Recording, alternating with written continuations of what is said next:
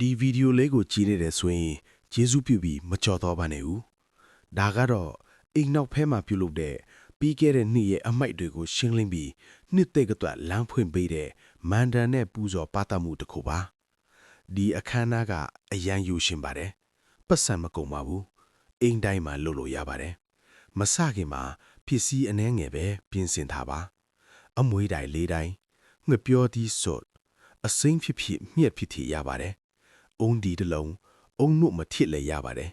နှင့်ပန်းတစီဘဲပန်းမျိုးဖြစ်ရပါတယ်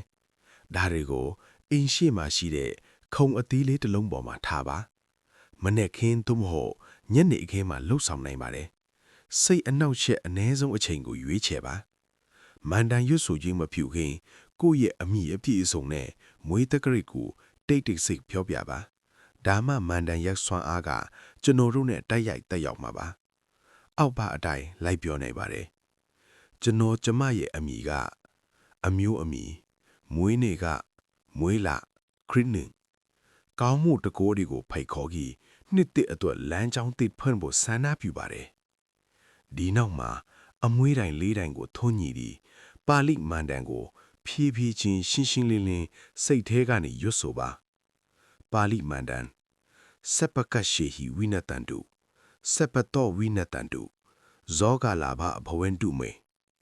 တကြီးနဲ့ရွတ်ဆိုရုံနဲ့လုံလောက်ပါတယ်စွမ်းအားပို့မို့အောင်လုပ်ချင်ရင်တော့၃ချိန်ရွတ်ဆိုနိုင်ပါတယ်မန်တန်ရွတ်ဆိုပြီးတဲ့အခါစိတ်ထဲမှာတူတူလေးဆူတောင်းပေးပါအရင်နှစ်ကအမိုက်တရိုက်တွေပျောက်ကွယ်သွားပါစေမကောင်းတာတွေကွယ်ပြောက်သွားပါစေကောင်းမွန်တာတွေငွေကြေးကံကောင်းခြင်းတွေလာရောက်အစားထိုးဝင်းရောက်ပါစေယနေ့မှစသည်၍ဒါတို့